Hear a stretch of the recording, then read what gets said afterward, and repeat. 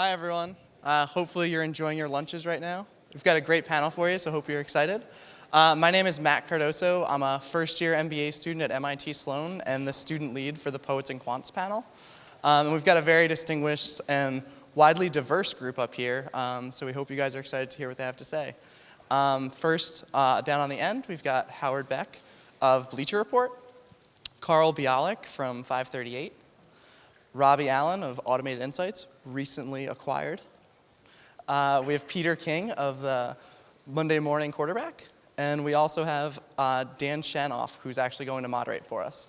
So as you guys can see up here, if you use your app, I'm sure you guys are used to it by now, you can put in your questions and vote on questions that we'll spend for the last 15 minutes going over. With that, I'll turn it over to Dan. Okay, great. Thanks so much. Thanks to the panelists for being here, and thanks to all of you for being here. I think it's going to be a really awesome hour-long conversation about where analytics fits in with sports media and sports journalism. If you have questions, we're going to save about 10 minutes at the end for Q&A, or for audience questions. So if you log into the app and you can enter questions, you can upvote the ones you like, and we'll figure those out and direct them at the end of the hour. So let's start here. Okay, here's a thesis. Analytics don't have a product problem. The information produced and gleaned has never been better or more useful to fans and to journalists. Okay. No, analytics has a marketing problem, and we've been talking about it here at Sloan for as long as there's been a Sloan. As Grantland's Brian Curtis put it this week, it's the message, not the data, that matters. And that's the expertise of the folks we have on the panel today. Everyone from, and if you've been around, over the last 2 days, everyone from Booz Allen to Battier knows that it's the message, not the data, that matters. So here's the first question. From your position, whether editor-in-chief of MMQB, part of a startup, independent startup, now very dependent startup, congratulations, a startup inside of a larger media company, or another startup inside of another very large media company.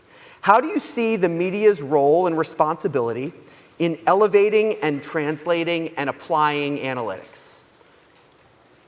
Peter, go ahead. Well, I'll start. I mean, I think one of the most difficult things today is trying to discern between what people really should know and what you think that they want to know. And, you know, I never, until 2 or 3 years ago, never thought, for instance, like I worked at Sports Illustrated from 1989. In the first 22 years I worked there, I didn't care anything about readership surveys. I didn't care. I never asked anybody how many people, when you did readership surveys, liked what I wrote about the Packers. It just never mattered. But now, doing the MMQB, what I have found is that I think to myself a lot, how much do I have to write and do we have to program our content based on what we think is important for people to know and what's really good journalism? And then how much should be for our sponsors at Microsoft and Bose and State Farm? How much should we do so that we'll get huge clicks and all that? So I think it's a difficult thing to sometimes straddle that line. But I do think, Dan, that in the analytics area, one of the things that is really, really important is to tell people things that you feel are really important to determining why teams win and lose games.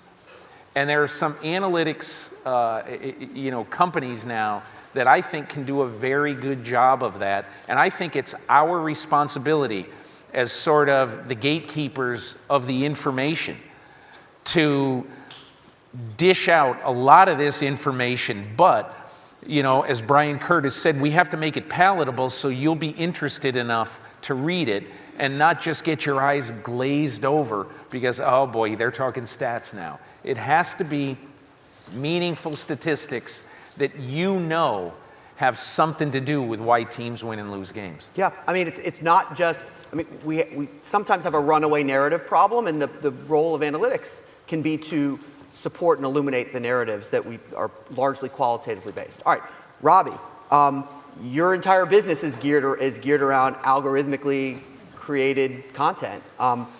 Where do you see that fitting in? Yeah, so I agree with Peter largely. I think analytics does have a marketing problem to a certain degree. To me, it's another tool in the journalism tool belt, right? In some ways, people like to almost pitch it as it's a analytical based article, or the content is about analytics. I think analytics help you become smarter about the topic you're writing about. Not so that you lead with analytics when you're trying to describe why a player performed the way they did or why a team performed the way they did, but because you're trying to help the reader understand what's going on with the team. And maybe analytics is a tool to help you get there. Just like knowing that maybe a player had a domestic violence incident this past week, that's a relevant thing that may impact their ability to perform. Just like knowing that when they go to their left, 20% of the time, they're less efficient than when they go to the right. And so to me, it's a tool, and it's not so black and white that media, even media likes to portray analytics being. In terms of our business, we take data and automatically turn it into stories. So we take box scores, play-by-play data, and we have software that produces narratives that sound like a person wrote them. Now, the point of those articles is not to just spit back a bunch of numbers, is to actually replicate what a person would write about. And so what we try not to do is just fill it with lots of numbers, because again, the goal is to make it sound like a person wrote it. You don't want it to be very sort of number and stat heavy. And so we just try to tell the story based on what the data says, not try to overwhelm the user with all sorts of fancy numbers and things that they may or may not understand. The key, of course, like the gold mine, is when you can automatically generate hot sports takes. That will be like that is the killer function. Carl, how about you? I mean, this is the entire reason for being for 538, is this marriage of data-driven analysis largely, and really strong, smart narrative storytelling. So what's your perspective? Well, I think it's something we're still learning, but I think we're figuring out that we have a core audience for whom we don't have to make the case, but we also are part of ESPN, and we get readers from ESPN, and sometimes they're not expecting to see things the way we present them, and so finding ways to tell a story about a person but make it driven by smarter data is a way to connect with the reader who might not have heard of the stats we're relying on, but they don't need to know about them. They might not even need to know how they work, but we are choosing who to write about. We're choosing an interesting outlier, and then we're still telling a traditional story. I think at 538, it's very clear that that's what's going to drive everything we do. And throughout ESPN, there are people who focus on using analytics at Grantland, at Stats and Info, in the magazine. But I think there's also our colleagues who that's not their main interest, and shouldn't be, because it's still, there's all the non-analytics ways of learning about sports, like the example Robbie gave.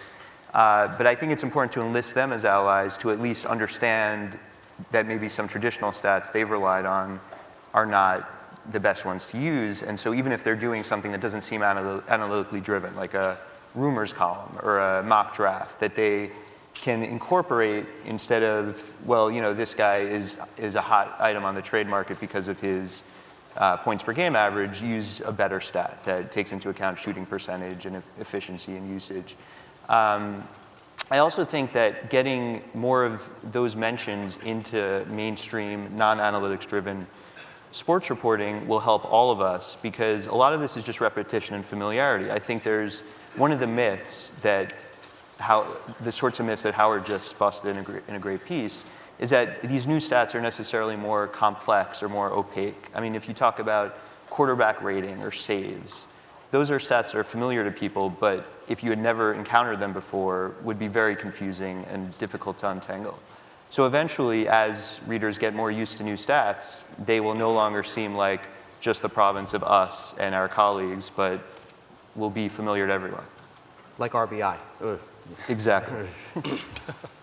Howard, so the NBA has been in the news over the last week or so between Charles Barkley and his comments, and you wrote this phenomenal piece a couple days ago debunking the myths around analytics in NBA, both in coverage and how it works in the front office, and you had this incredible, you talked to everybody, it seemed like. So can you talk a little bit about how, oh God, the worst question to talk a little bit about. Talk about bad journalism. But how do you see it?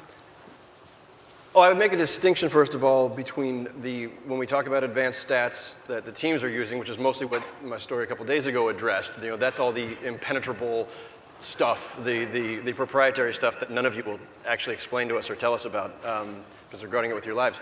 But then there's the just public advanced stats, effective field goal percentage or true shooting percentage instead of just straight field goal percentage, points per possession stats instead of points per game stats. And where I think to the premise of the marketing part of this, where is this breaking down where not enough fans or readers understand or are grasping or appreciating these stats, that's a journalism problem as much as anything else. Because there aren't enough people, I think, especially in mainstream media, and I mean all my old colleagues in the newspaper business where I spent 22 years, who are very slow to embrace, adapt, understand, and explain this then to their readers. And so, the pet peeve now is, up until maybe 5-10 years ago, if you're still ranking, at that time, if you're ranking teams' defense based on points per game, that was the accepted way to do it for a very long time. We know better now. And every statistical site that's out there, including the NBA's site, which is incredible now in the number of ways you can appreciate offense, defense, and everything else, and all the details that go along with it. If you're still ranking teams' offense and defensive, by points per game, you're lost, and you're doing a disservice to your readers and the fans because they're still in this old mindset of looking at it that way. So I think there's a divide right now where the people who have, I think, really pushed and popularized the use of a lot of the advanced stats, the per possession stats, effective field goal percentage, skews toward the younger and the independent media, bloggers, a lot of folks who I've encountered on Twitter over the last several years, and the old media, with some exceptions, and I mean mostly newspapers as the old media, are still going with the same old archaic Neanderthal version of this stuff. And so now where the readers aren't coming along, and I would just add to that, that's on broadcasters too, on all of the networks. If they're still throwing up those charts that are ranking, the Knicks are terrible at offense because they're 30th in points per game, you're just reinforcing the same, uninformed viewpoint on the fans now. It becomes that much harder to get to the point that Carl was talking about, which is the repetition and the familiarity. It's not being elevated to the top. Okay, so in the last year, even since the last Sloan conference, there have been some really interesting media projects and experiments launched that are attempting to take analytics into a more mainstream place. Some of the more notable ones, when Fox Sports did their World Series broadcast on Fox Sports 1 using an analytics team that was for a different audience, but they were at least experimenting, and it was available as a cable channel. Topps adding WAR to baseball cards. The New York Times fourth down bot on Twitter. These are, again, ways to raise it to a place where it's reaching more fans and getting them more comfortable and just more familiar. So, what's a leading or favorite example of yours of a successful translation or experiment? Carl, why don't we start with you? I really like this scrappy website, 538.com. I think it's a really good example of this. Seriously, it was a really bold move, I think, by ESPN to put a lot of resources and support institutionally behind it. But it was also something that was growing organically from all the things I said before that ESPN was doing. But that's enough of a plug. I think from the outside, a lot of the examples you mentioned are good from the, not so much journalism side, but from the TV side. I think interactivity of TV so that you can have more than one broadcast, even on one channel, which I think is more advanced in other countries than the US, will really make it possible to try out, not only to see how the audience reacts, but just try out the technical details of how to incorporate better visualizations, better stats.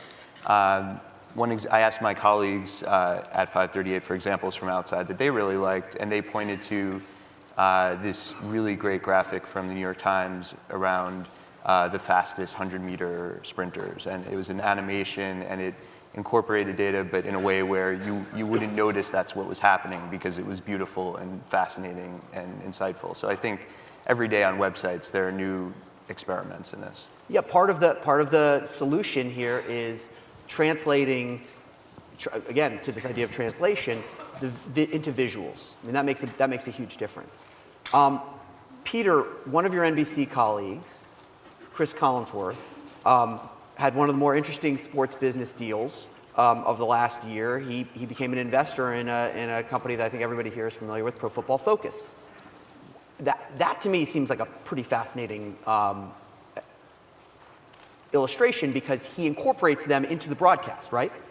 I mean, in the last, I'd say this past football season, I don't know if he ever said their name very much on the air, but I can tell you that every week, especially since the founder of Pro Football Focus, some of you may know, his name is Neil Hornsby. He's from Luton, England.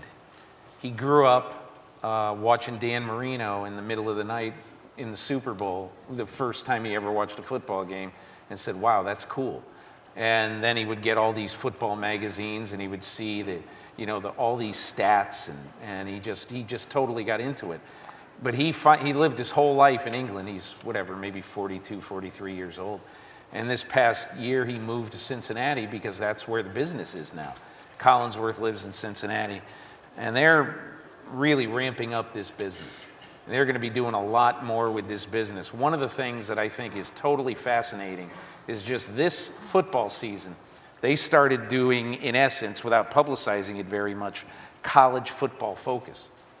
They've got almost all of the Division I, if that's what it's still called, FBS, whatever it is, almost all the Division I football games analyzed, cataloged, broken down exactly how they analyze NFL games. They give every player a grade.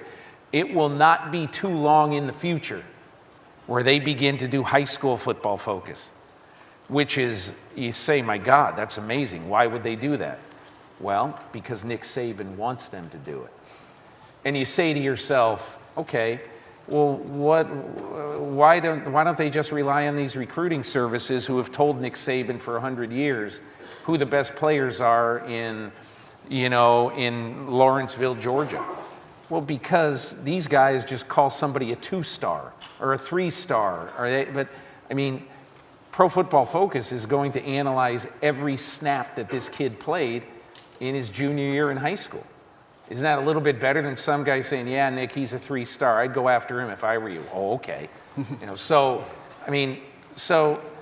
in other words, I think the world is about to get a lot more exact, and I think it's going to spread down to high schools. A ton of the media solution here does involve a lot of white labeling and a lot of enterprise work behind the scenes by someone like Pro Football Focus. They have a consumer-facing property, but I mean, the fact that their work, I mean, tens of millions of people got their work, but it was through Chris. So in the same way, if you play in a Yahoo Fantasy League, right? Yahoo is the big. If you play in a Yahoo Fantasy League on Tuesday morning, you open up, you check how things went, or you open up your email, and you got a custom recap of your team, which is one of my favorite media products out there because it's hilarious and amazing. And that's the work of Robbie's company, Automated Insights. How is that sort of a signature application of how you use this immense amount of 20 million player data? Yeah, so I don't know if it's the signature, it's one of the first ones we started with. It's a great example that we like to use of when it makes sense to automate sports stories and not. Sure, we can automate, and we do automate regular games. In fact, just about every professional sport, we have customers where we automate recaps and previews of those events. But with fantasy, the great opportunity there is, some of these platforms have literally millions of users on them. There's not a journalist in the world that would sign up to write 4 million recaps Tuesday morning, right? Yeah, I'll do it. Dan might get through like 40 and then just beg for mercy. And so that just makes a ton of sense for automation, and that's exactly what we do. So, for Yahoo, we generate, both draft recaps and matchup recaps every week, and the feedback consistently has been very positive. And in fact, this year we even made them more snarky in nature. Some of the feedback that Yahoo got was, when we would challenge the person if they had a bad draft, for example, we'd call them out and say, based on the numbers, it didn't look like you made wise decisions. And then those people at the end of the year, maybe if they won their fantasy league, they would reply back and say, aha, I showed you, Yahoo, I knew what I was doing, I won my league, and you said my team sucked. So this year, we made the draft recaps even snarkier. Because people really got interested in it. They wanted to show Yahoo even more that they were wrong. And so while some people, we'd get some nasty grams that we hurt the feelings of a 12-year-old son that was their first time playing fantasy and we ripped their team apart. For the most part, I think it largely accomplished the mission. And again, this was only possible through automation, right? We literally doing, over the course of a season, tens of millions of fantasy recaps, previews, and draft recaps every year. I think your engine gave me a C-, and I finished 10th out of 12. So clearly something was right. I didn't. But this is great because modern sports, fantasy sports, is all about trying to live that dream, right? Until you've got your own haters, you have not been validated. Yes. And honestly, getting your own recap makes it that much more real, or it feels that much more authentic, because I'm getting the same, not the same recap that you would write about the Warriors-Hawks game. It wouldn't be that good, but it certainly feels more personal to me. And at the scale, and again, the scale is enormous. And one idea, I'll interject. So we have some cricket fans in our office, and we're playing the World Cup Cricket Fantasy League on Cricinfo. And, I've never watched a cricket match in my life. I've had to kind of learn the rules. It wasn't necessarily easy. But I'm just kind of following along, via Cricinfo and other cricket sites, and we're playing this fantasy matchup. It really got me thinking that, because we, there's stats and we provide recaps and even previews of your matchups, even the concept of what a sport is and playing fantasy against it, kind of blurs. I really think you could start a second virtual NFL season right after the Super Bowl and have a fantasy league around it that plays, February through August, and you'd probably get a lot of demand for that, right? Because you could simulate all the players playing every week. Now, you couldn't watch it, but although there's technology that potentially would allow you to simulate real video games of NFL matches, but we can simulate the stats, we can simulate the media, the recaps, the previews of it. That's essentially my experience with cricket, right? I'm not watching anything, but I'm playing this fantasy game. That's a more sturdy business model than the USFL. Howard, we could simulate the USFL. That would be USFL Fantasy League would be incredible. How about you? What's a leading or favorite example of successful translation? Yeah, I'm not sure how to define a lot of these things, but I just think the things that have made the biggest impact the last couple of years, the NBA's using SportView data, and actually even before the SportView data, just the fact that NBA.com's stats site became so much more detailed, that you could mine so much more out of there.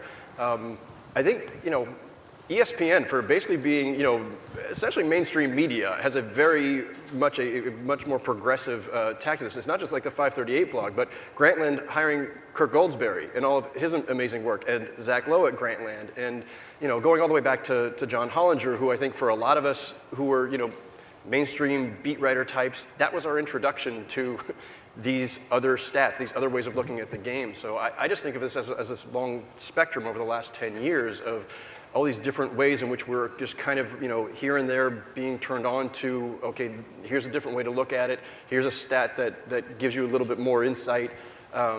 It's just been a lot of things. And, yeah, it's interesting. So and I don't want to put these on different ends of the spectrum because they're very complementary, but like Tom Haberstroh does something, and it's it's wonky in the best way.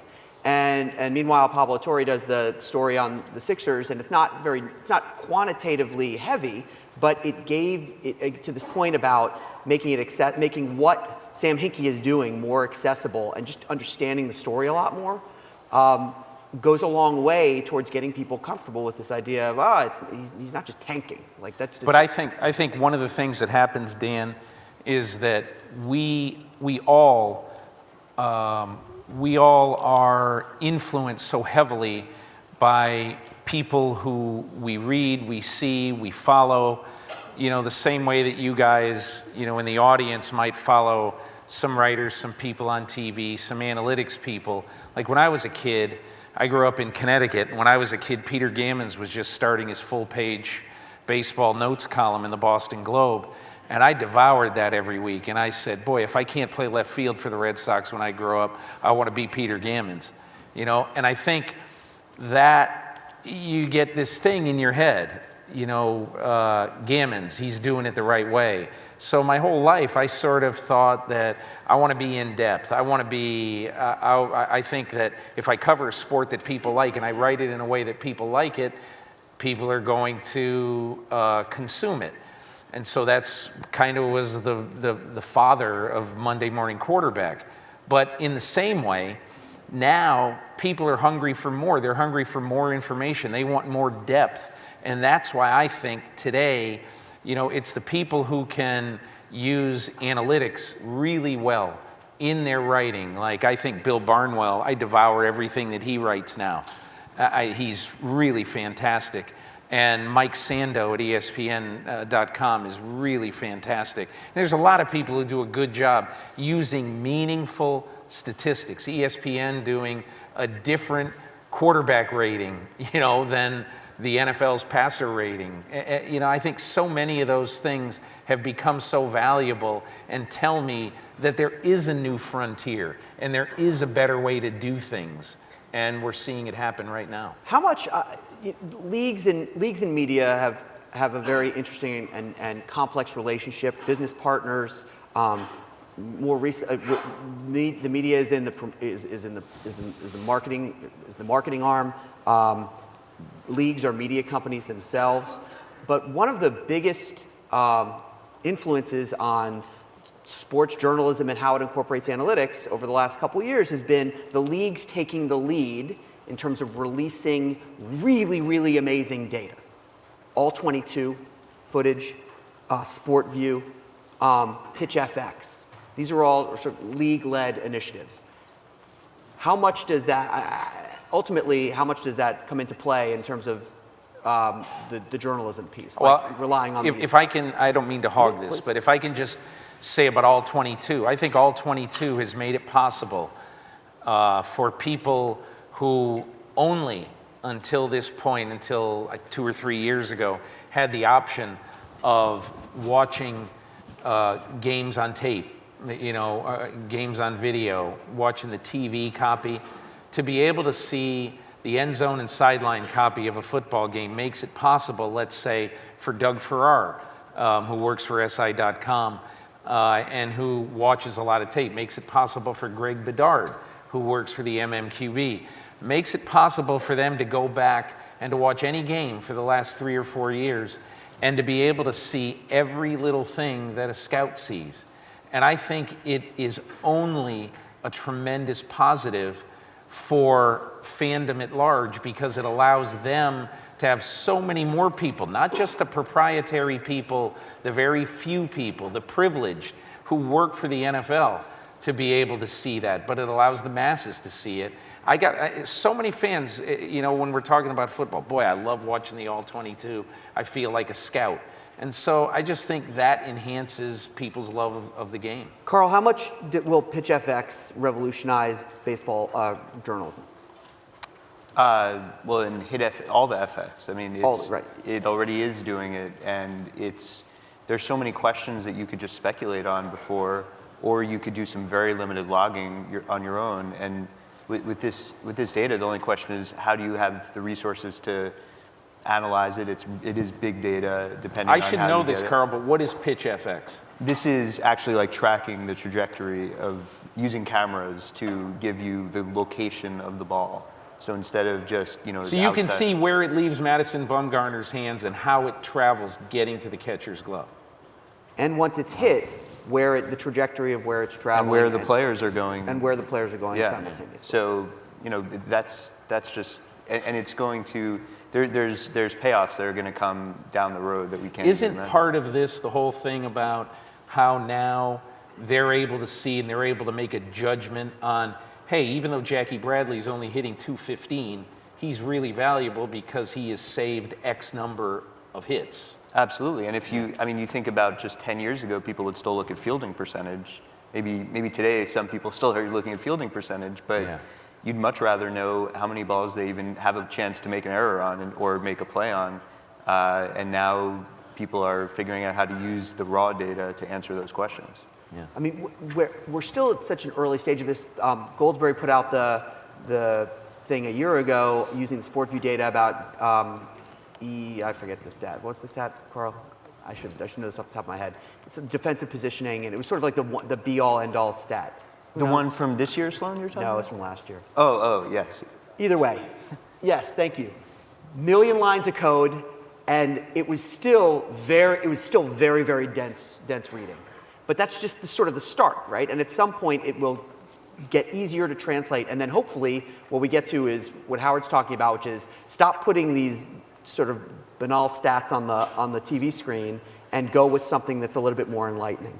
On the flip side, do analytics ever constrain, as a journalist, right? Do analytics ever constrain you? You can't profile the scrappy second baseman anymore because now you know he's replacement level. You can't write an homage to the lost art of the mid-range jump shot because you can see it's proven demonstrably that it should be lost. It's lost for good reason. Do you think about that when you're writing or constructing narratives? Just so I'm clear, so you're saying, does the truth get in the way to actually being able to? No, he means do sometimes analytics cloud what you're actually seeing, and you say, hey, wait a second. This is the way I take that. And when we were talking about this before, I thought of one thing specifically. So this year, 1 week in my column, I named Russell Wilson Offensive Player of the Week.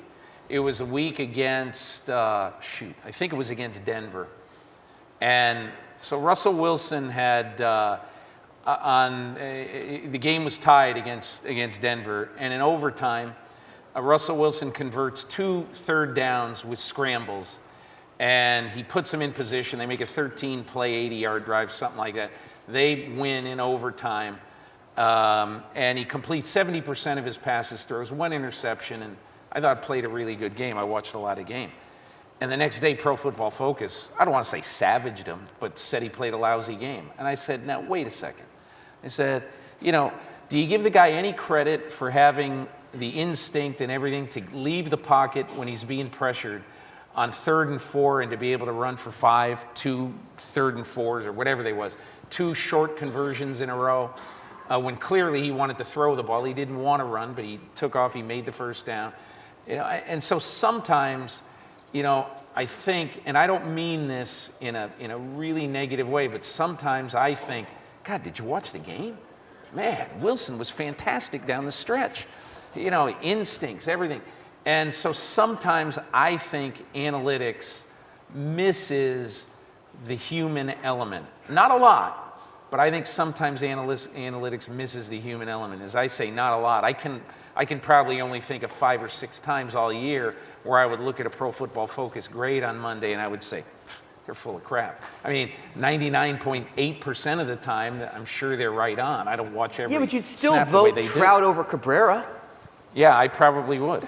Yes. So my response to that would be, it sounds like they need to update their algorithms, right? So I think, we're still at a, pretty early on stage for especially software doing analysis. We've written lots of ranking systems across every sport. Everything you described, Peter, sounded pretty quantitative, and so putting more emphasis on converting third down scenarios, down the stretch.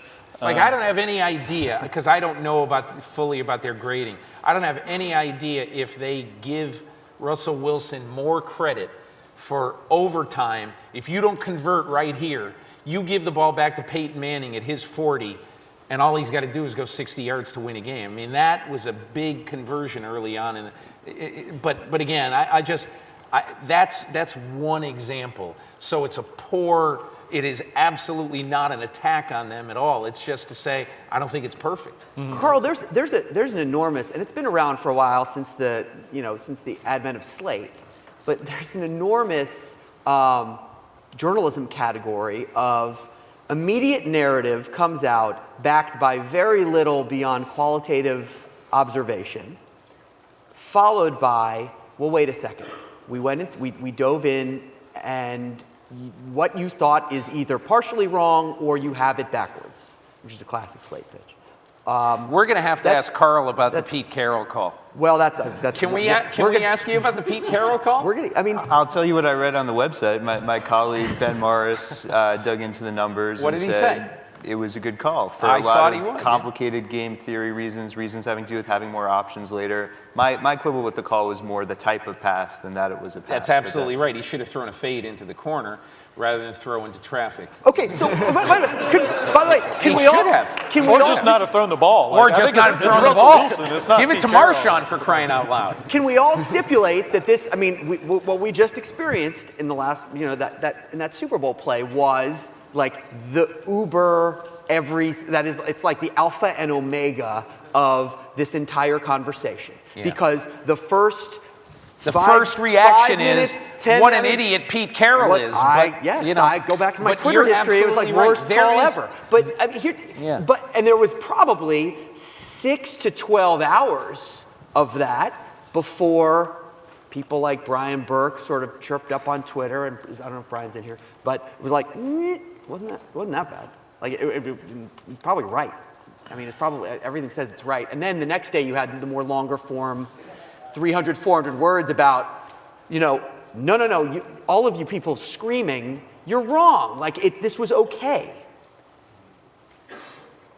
It feels like that dynamic is even more in play. That is, as a category, it's fabulous because you have your hot take in the moment, and then you have this unbelievable position for a site like 538. Brian Burke is a great example of what you're saying, because he can say exactly what you just said. Now, hold on a second. Let's look at this.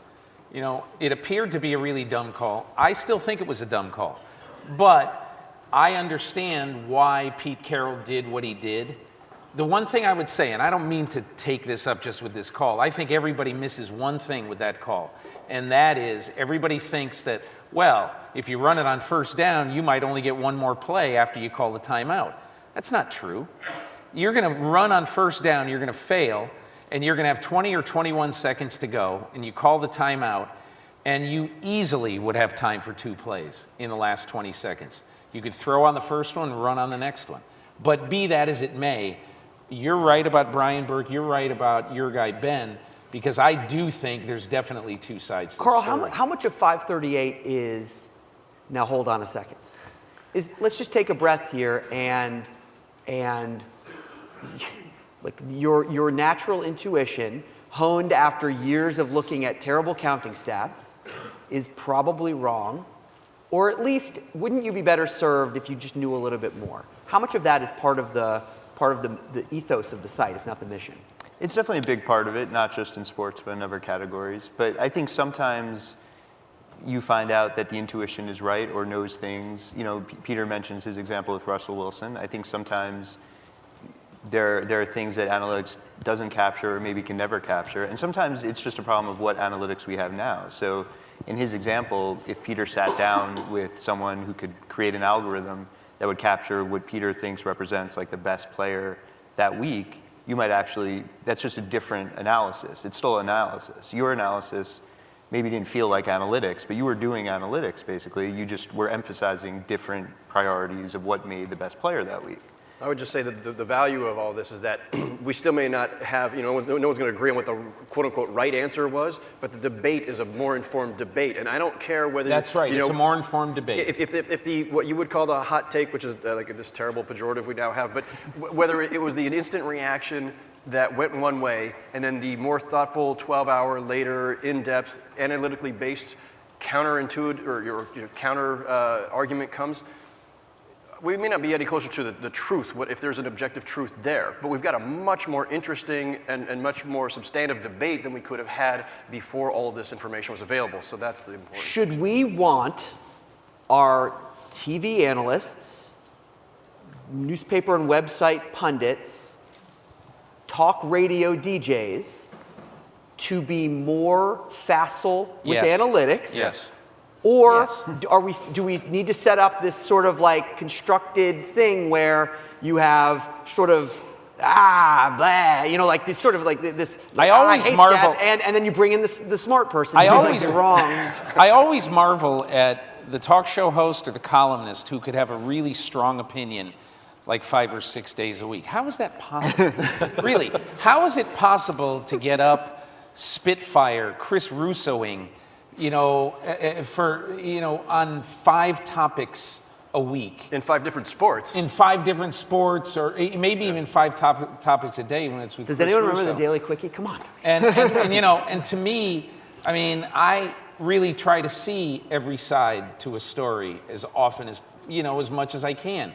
And I think it's really, really hard, and it would drive talk show hosts and very opinionated columnists, either way to the left, way to the right. It'd drive them crazy if they had to say, well, take into account both sides of the story. Take into account these analytics to your argument. And it's going to turn out that many of them, in my opinion, really probably just do want to yell and scream. So Collinsworth aside, should we be asking our NFL color commentators or NBA color commentators or MLB, whatever, should we be asking the senior producer or executive producers to be having them learn more or get a tutorial before the game from Bill Barnwell or whoever and get some talking points that will actually sort of elevate things? Is that something that we should be but baking then in? they would have had to, maybe they've looked at the same tape, but maybe they just disagree in the conclusions that Bill Barnwell drew. Let's say Bill Barnwell sits down with Troy Aikman. Well, Aikman was a quarterback in the NFL. He's going to know a little bit more about coverages than Bill Barnwell. So I doubt that Troy Aikman sitting down with Bill Barnwell would say, gee, Bill, what do you think about the cornerback's positioning on this one? But I He's think watched it for 100 years. Part of this will be just that. I mean, Aikman can say that in the broadcast. He can say, this is something that if you are just reading the numbers, whether the conventional ones or the not conventional ones, that you wouldn't appreciate. Let me explain that. And the notion that you can't have the heated arguments if you have analytics, they're not always so balanced and calm and Right. Cold. I mean, they can be just as heated. The Mike Trout side of the MVP debate was pretty passionate.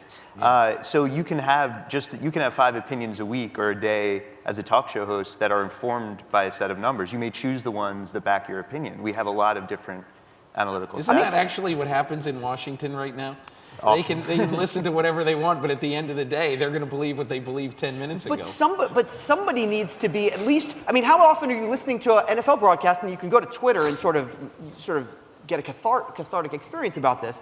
But how often do you listen to an NFL broadcast, hear an analyst, and be like, that is wrong. That is demonstrably wrong. And wouldn't it be helpful? Well, not necessarily that it's wrong, but that it's overly simplistic. Or not backed up by the data or whatever. So this is really interesting. We have on NFL broadcasts now, or NBA broadcasts, we have somebody that's brought in to take issue with officiating. That officiating call was wrong. As they decide what it might be, yay or nay, I'll tell you what I think it should be. In the absence of leveling up the largely, to use Howard Cosell's phrase, jockocracy running in the analyst chair, And they may or may not ever want to be interested in sort of getting better about that. Do we want to have somebody who's called, let's call in Carl. Carl, what do you think about that call from a numbers perspective? It was wrong. It seems, yes, it seems simplistic, but is that the sort of incremental thing that begins to get a massive number of people who watch NFL broadcasts on TV, a lot more than read us on websites? Is that even a realistic or productive step? I don't think just because you have an ex-official in the broadcast booth now, Gruden wants to go learn about officiating, right? So I'm not sure having an analytics person in the booth is going to help the existing people. I mean, back to your other question, I don't know why somebody wouldn't want to know the analytics side other than just being stubborn that they don't want to learn something, because it's like I said, it's a tool in the tool belt. It's not the thing that decides everything. It's not the thing that helps you make the decision ultimately. It's just another aspect that can help inform your opinion so that you can then relay that to your audience. Look, I would love the idea that we could take, say, I don't know, Daryl Morey and put him on, I don't know, the TNT broadcast next to Charles, and every time Charles says something, Daryl could say, well, actually. Actually, that's an amazing name for a show. Why doesn't Daryl Morey put an analytics guy on the radio, in the radio booth or whatever it is of the Houston? Daryl's wandering right now. But see, to me, I don't want well actually. I want the broadcasters themselves, and forget the TNT broadcast for a minute, because that is the most entertaining broadcast on TV, and it doesn't matter what they're saying or what the stats are. I'm fine with it. But the guys who are the color commentators on the games, I want them to be well-versed. They don't have to be using the same statistics that Tom Haberstroh is, or that they don't have to know how to read Kirk Goldsberry's amazing graphic representations, but they need to at least understand what effective field goal percentage is, and that points per 100 possessions and offensive rating and defensive rating are much more valid, grounded than anything they were doing with points per game. If the commentators are never going to take that step, and we need the ones who are there, by the way. The guys who are the former coaches, the former players, they have insights that the rest of us just simply don't have. They should be the ones there. But that doesn't mean that they can't be better at what they're doing using smarter stats. I know we got to get to questions in a second, but I just want to ask you one question, Howard. Because I don't really follow the NBA that much, but every time I'm watching highlights or whatever, Steph Curry is unbelievable. So do analytics say that Steph Curry is friggin' unbelievable? I'm sure there's many people here who would be more qualified to answer that question, but I think the stats say he's pretty bleeping unbelievable. All right, good. All right. Yeah. Hooray for analytics. They confirm. Let's look at some questions. While we're doing that, How come we don't have just people raising their hands? Are we so computerized that we have to get you guys to? Why can't somebody just say, "Hey, Peter, what do you think of the Seahawks this year?" Or something? No questions posted yet. Either this is like not a good okay. Can't they just raise their hands and ask a question? Exactly. Good. You have to send in your questions so that they can. There they are. Oh, boo! Yes, I'm a technology startup founder. Okay. Hey, Dan, one thing, before we get to questions, there was something you wanted to raise about which stats do we like or not like, or which got more. To me, this is one area that I think media and even the leagues, to a lesser degree, kick themselves in the butt in that they don't try to make some of the new stats user-friendly. And so to me, the best example of this, and I might get eggs after this, is QBR. Yeah. So for example, when I heard ESPN was doing QBR, I thought, wow, great. We need something much better than passer rating, which is just an abomination. QBR, great. Let's do that. And then they came out with this scale that nobody would ever really understand intuitively when you first look at it. So you get an 83, and that's an 83 is an amazing number, right? Like, what's the scale? An 83 in regular passer rating, NFL passer rating, is mediocre. And it's a little less than mediocre now, but an 83 in QBR is, Tom Brady in the Super Bowl. That's right. Yeah. And so when we do ranking systems, we always use the U.S. academic rating scale, right? Because even if it's not exactly the same, 90 to 100 is an A, 80 to 90 is a B, 70 to 80 is so that's just kind of intuitive, right? And that was an opportunity to make an intuitive scale, and and I still see that. I still people coming out. But I think the reason why they did that in defense of ESPN and doing this, because I remember talking to, I think it was Dilfer about this when they first started. You know, there's a lot of like the Russell Wilson thing that I'm talking about. He would have gotten a lot of credit for that. You know, running and making that, you know, making the first down and the third down conversion in overtime. You know, so there are some of those things, and it's a weird formula, really weird and Byzantine formula. People can't understand it, and I do sympathize with that, but if you're gonna make it really valid, I think some of it has to be a little bit arcane too. As somebody that's done a lot of these, they could fit whatever they're using for QBR in the academic grading scale, right? You can make an 83, a 98, or whatever. Yep. You know, you can fit any sort of model into any other scale. So, Carl, what's your favorite advanced stat? Well, I have so many, but It's like picking a favorite child. a whole category that I really like, and I think is going to be really promising as bridging this gap between people who know this stuff and don't, is the win probability stuff. Time of game, situation, where the ball is on the field, or for non-ball sports, just like where the action is. I think that's something because we're all saying this is all about winning. Do you know what the win probability was for Seattle with 35 seconds left in the fourth quarter of the Super Bowl? 70-something?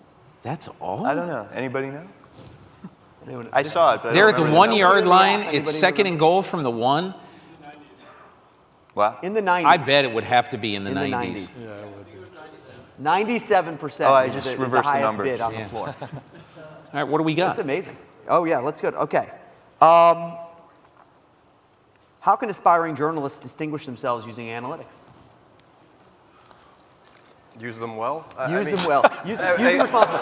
Yeah. I'll tell you what. You know what? One of the leading new sort of formats is these little screen shorts that are popping up on Twitter. So make yourself something that is small and able to fit in a Twitter pane and shareable, and make sure your name is on it. And when it travels, your reputation will travel with it. Anybody else? I got an idea. Let's say you are at a college, you go to Syracuse, and you cover the football team. There's no reason in the world why, if there's a game on Saturday at noon, why on Monday in the school paper you can't grade every player at his position on the Syracuse football team and put that in Monday or Tuesday's paper. There's no reason why you can't. It's just hours of work, but that would really distinguish you from everybody else. Or let's say if you went to a Syracuse basketball game and then 2 days you studied the tape and you looked at every guy for 40 minutes. And you know, to me, that's a way you can distinguish yourself, because instead of doing what has become so prominent in sports writing today, which is a collection of quotes separated by paragraphs, okay? You could actually write something that would educate people and would really teach people something about the game that they didn't know. Carl, how are they going to get through your inbox with a freelance pitch? Well, write about tennis to get into my inbox. But seriously, I think Peter's onto something, but take that to sports that don't even have analytics now. There's so much opportunity in sports. We had a story this past week by Allison McCann about how there's great data in the major pro sports in the US, but not women's sports. And it's true not just about women's sports, but about rugby. There's a lot of work that could be done, cricket, a lot of Olympic sports that people only pay attention to every few years on a big scale, but if you can really do something smart about it around the Olympics. So I think that's a way that's your competitive edge. Choose an area that people haven't already delved into. The caveat, just a quick caveat I'd put on this discussion, though, is that, especially for younger writers who are trying to establish that niche that you're talking about, Dan, some of these pieces can be too stat dense. And the writing is still really important, and I think the people who have done the best job of bridging this gap of writing great stories that are really well informed by the most intelligent stats, guys like Tom Haberstroh, guys like Hollinger, guys like Zach Lowe, you have to still be able to craft a narrative. And I know narrative has become another one of those pejoratives that it shouldn't be, but you have to be able to craft a compelling story, and then the stats support it. It can't be the other way around, although it can be. You could start with a really interesting stat that you discovered some trend. But you just got to be careful, as you say, Howard. You cannot stat people into a coma. No, you just can't. can't And because there's an they're not audience for reading it. the paper or Right. they're not looking at your story online to read a recitation of statistics from a game that we all just saw. Right, No, and there's an audience for the really, really stat-heavy stuff, really dense stuff, but that's a much smaller audience. If you want to reach the broadest audience, you've got to hone in on a couple of them, and it's still about the story itself. Yeah, I mean, the currency is that one stat nugget, one chart, one visual, one paragraph. I mean, that is the new sort of atomic unit that we talk about in sports journalism. Okay, has analytics changed your view of any player you used to think was bad and now have reevaluated in light of new statistics, or you used to love and think was good and now you're like, maybe they weren't so great anymore? It's opened my eyes, because I'm a baseball fan too, but it's really opened my eyes to the defensive center fielder. It just has. Because if you look at how many balls the center fielder with great speed and a good arm, how many plays he can impact in the course of a game. I'm not saying you can hit 210, I guess you just can't, but I do think that that's the one thing that I have now totally changed my mind. I was like any other fan 5 years ago or so. If my center fielder was hitting 220, I didn't care if he was Deion Sanders and he had a Bo Jackson arm. I didn't care. I didn't want him on my team. But now I'm more open-minded, and I'll say, okay, he can hit 8th or 9th, and if he saves a few games for me during the year, he's worth it. Yep. Carl, anybody who you've reevaluated in light of statistical history? I think just about everyone. I mean, I think mainly I've reevaluated myself and my intuition that either it's the small sample size if I see someone a couple of times and get the wrong idea, or I just don't have the skills that scouts and professionals have. But there's a lot of people who would rate a certain way on my eye test and the numbers say otherwise, and I usually, if I have reason to, for other reasons, I'll trust the numbers. Can I just say one other quick thing? In my opinion, in my sport, what I really have respect for now is, or what I've really, kind of toggled down my respect for is the sack, okay? And, instead of the sack being king, what I want to be king is, what Pro Football Focus now has as the sack, the quarterback hit, and the quarterback pressure. And you can evaluate those any way you want, but to me, it's almost like in hockey. When somebody says that Jaromir Jagr had 83 points this year, well, I would always want to know, okay, how many of those were goals, how many were assists? It's stupid that the goal is worth a point, the assist is worth a point. I just think it's dumb. However, in football, I've seen so many times where the guy with the pressures leads to another guy on his team getting 15 sacks. So why shouldn't the guy who's got 8 pressures, why shouldn't that be like an assist in hockey? And to me, that has become over the last 4 or 5 years. Like Derek Morgan in the Tennessee Titans. He's a really good player who doesn't happen to get a lot of sacks. So I think that has sort of educated me a little bit to stop viewing pass rushing only through the prism of the sack. Fortunately for him, he's probably going to get paid because front offices are the smart ones. Yeah. Know exactly what kind of influence he has. All right, we have 15 seconds each for one last word on the whole topic. Anything you want to say? Howard, go.